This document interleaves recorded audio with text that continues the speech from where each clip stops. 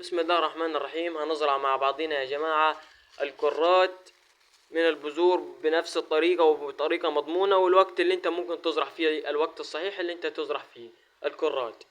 بسم الله الرحمن الرحيم، والصلاة والسلام على سيدنا أشرف المرسلين. صلى على النبي يا جماعة، واشتركوا في القناة عشان يوصلكوا كل جديد، وتابعوني خطوة بخطوة علشان الفيديو ده مهم، وهعرفك ازاي ممكن تزرع. أول طريقة يا جماعة ان احنا هنعملها ان احنا هنفك الأرض بالشكل اللي حضراتكم شايفينه ده.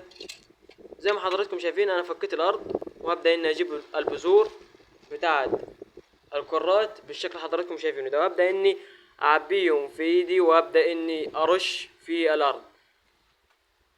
البذور يا جماعه عشان اللي مش عارفها بالشكل اللي حضراتكم شايفينه دي البذور، وركزوا معايا يا جماعه. ودي الطريقه وانسب طريقه للرش. بصوا يا جماعه، برش واحاول اني ما ارشهمش كلهم في حته واحده عشان ما يطلعوش كلهم في حته واحده بالشكل اللي حضراتكم شايفينه ده. وابدا اني اوزعهم يا جماعه، واخد شويه كرات تاني عشان ما كفوش، واحاول اني ما اغزرش برضه يا جماعه على قد ما اقدر، ولا اني اخفف. طبعا دي مزروعه يا جماعه بس طلع خفيف لو حضراتكم شايفينه.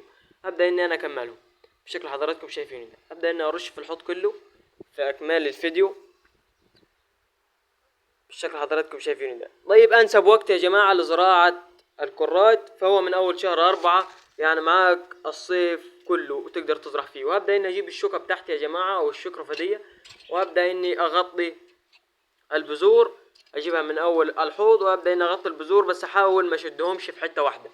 حاول اني اقلب التربه بس بحيث ان هو البذور تتغطى، ما يبقاش فيها حته باينه بس فقط لا غير بالشكل حضراتكم شايفينه.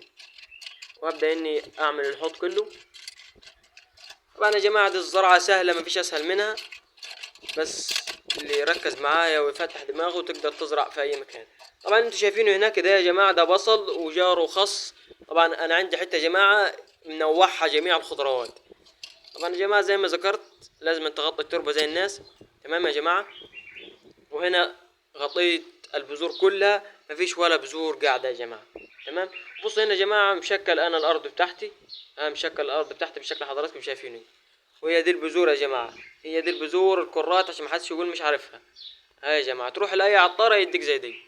وهنا يا جماعه بعد ما جبنا الميه وسبت عليهم الميه يا جماعه، هبدا اني ارويهم. بس لازم يا جماعه اول اسبوع انك تروي كل يوم بالظبط، كل يوم في نفس الساعه اللي انت تروي فيها انك تروي الارض بتاعتك، وترويهم بشكل عام على طول يا جماعه، وتروي الحوض كله بالشكل اللي حضراتكم شايفينه ده. لازم يا جماعه لحد ما يصير منه نمو التخضير. هو بعد اسبوع هتلاقي الفجل بدأ ينبت معاك من غير ما تاخد ولا حاجه. بص حضراتكم شايفين انا عندي اخر حته مش قادر اسيبها، لازم اعملهم كلهم.